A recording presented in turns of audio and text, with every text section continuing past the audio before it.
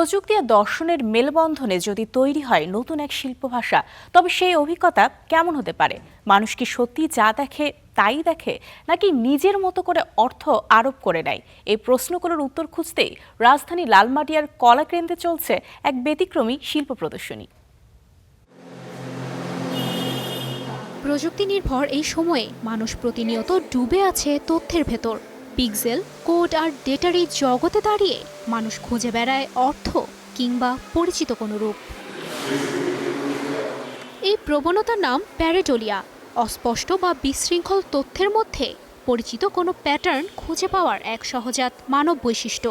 এই ধারণাকে কেন্দ্র করেই শিল্পী তানভীর পারভেজ তৈরি করেছেন তার প্রদর্শনী, যেখানে শিল্প হয়ে উঠেছে প্রশ্নের এক অনন্ত ক্ষেত্র। শিল্পের নতুন নতুন অনুষঙ্গগুলো আমি ভাবনার চেষ্টা করি এবং সেটাতে কীভাবে কাজ করা যায় সেটা নিয়ে চিন্তা করি, এবং কেউ পৃথিবীর কোথাও কোনো কাজ করলে, কোনো সংবাদ পেলে সেটা দেখে আমারও চিন্তা হয় যে এটা একটা নতুন মাধ্যম, এবং এটা দিয়ে আসলে আমি যে কাজটা শুধু দ্বিতল সারফেসের মধ্যে করতে পারতাম সেটাকে আরও বেশি মানুষের কাছাকাছি কীভাবে নিয়ে যাওয়া যায়। ফলে মাধ্যমটাকে আমি ওইভাবেই ভাবি। এই শিল্পযাত্রায় দর্শক নিজেই হয়ে ওঠেন অংশগ্রহণকারী। কর্মব্যস্ত জীবনের ভিড়ে এই প্রদর্শনী যেন এনে দিয়েছে ভাবনার জগৎকে প্রসারিত করার এক বিরল সুযোগ। এখানে মাল্টিপল থিমস, আমি কয়েকটা পিসেস দেখেছি যেটা স্যাটেলাইট ইমেজিং করা, আর তারপরে ওটাকেও ফ্লিপ করে দেওয়া হয়েছে। ইট শোজ মানডেইন, বাংলাদেশের কনজেস্টেডনেস। আমরা অনেক সময় কিন্তু নিজেকে হারিয়ে একটা আশ্রয় খুঁজি। সেই আশ্রয়টা এই যে চলমান আমাদের যে জীবনযাত্রা এত এককেন্দ্রিক হয়ে যাওয়ার কারণে এটাকে আমরা উপলব্ধি করি।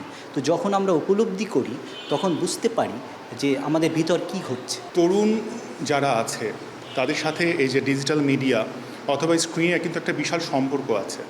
প্রদর্শনীর নাম উপাত্ত, আকাঙ্ক্ষা, পরম, যেখানে তিনটি ধারণার ওপর দাঁড়িয়ে তৈরি হয়েছে পুরো অভিজ্ঞতা। পৃথিবীকে উপলব্ধির প্রাথমিক স্তর উপাত্ত। এই উপাত্তকে অর্থপূর্ণ করে তোলে আকাঙ্ক্ষা নামক মানসিক শক্তি, আর পরম সেই চূড়ান্ত অনুভব যেখানে মানুষ খুঁজে পেতে চায় অর্থের উৎস। এখানে একটা ভিজুয়াল আছে, যেই ভিজুয়ালটাতে আপনি এখানে তিনটা দেওয়াল জুড়ে একটা ভিজুয়াল মুভ করছে। তো এই ভিজুয়ালটাতে আপনি যে কোনো সময় প্রবেশ করতে পারবেন, কারণ এখানে বাতাস, আগুন, কিংবা কখনো মেঘ, কখনো বৃষ্টি, এইসব নানান জিনিসকে নিয়ে একটা ক্রোনোলজিক্যালি সাজানো হয়েছে।